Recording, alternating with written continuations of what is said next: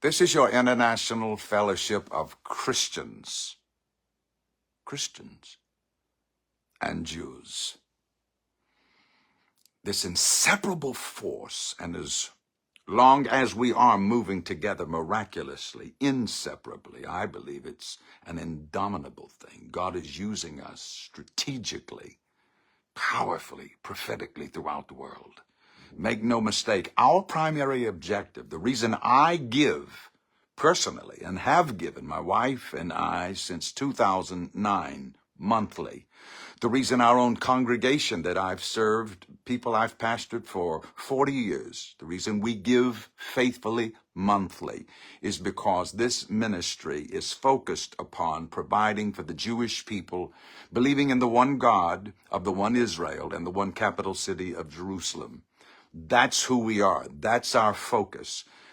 But you can't help but see what's been happening in recent days, weeks, against Christians and Jews. Christians, and Yael and I were talking about this passionately just hours ago.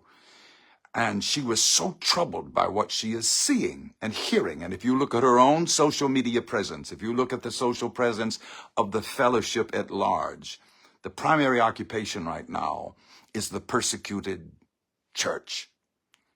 Christians. I am a Christian.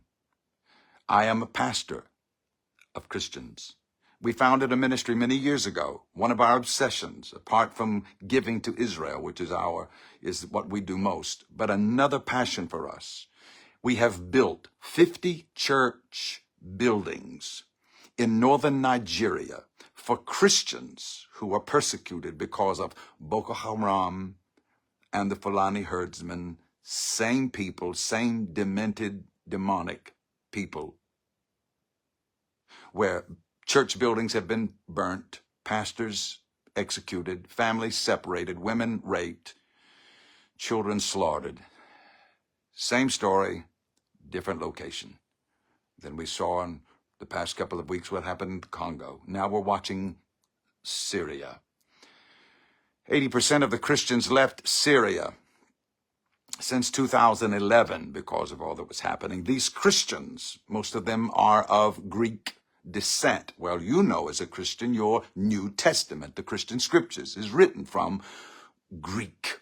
And so we have a kinship there. And as Yael and I were talking about it, trying to figure out some way, Israel is remarkable. It's the only nation in that region where you have the freedom of worship. You're Jewish and you want to worship that way, or you're Christian and you want to worship as a Christian. You're Muslim, you want to worship as a Muslim, or you're Druze, or you're secular, or an atheist. You get to come and worship according to the dictates of your own heart. That's extraordinary. And this fellowship already helps Christians. We don't talk about it as much, but we help Christians in Israel, those who are hurting, struggling through a myriad of situations.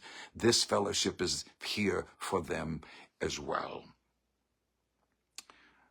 We talk about first the Saturday people, Jews, and then the Sunday people, Christians, how those same demoniacs, demented people who come with their savagery, their debauchery, and massacre people who believe in the one God of Israel. Well, today, even though it's Wednesday, today is Sunday, somewhere in the world, a man, a woman, a child is being martyred simply because they believe in the one God of Israel and they believe in Jesus.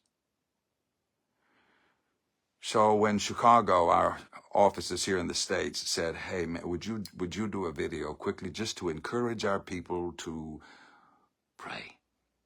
Well, of course I said yes. And so that's what you and I are doing now. Almighty God, I thank you for these precious people of the International Fellowship of Christians and Jews. Indomitable force.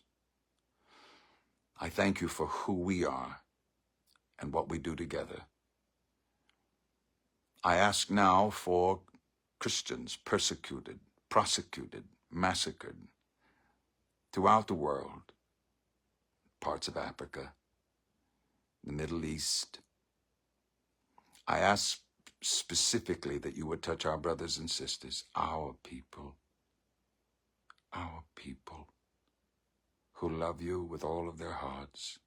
And some are hiding wherever they can hide now. Protect them. Make the enemies blind. Blind the enemies so they cannot find our people. Cause their weapons to dysfunction so they cannot hurt our people. Oh God, bless your people, the Christian and the Jew, together.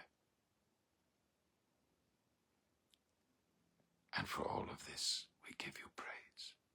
Would you write down, right where you see that space for comment, I'm praying for the church, or I'm praying for Christians, and together, Christians and Jews, we will come out of this, the Saturday and the Sunday people, with a praise and a testimony. Shalom.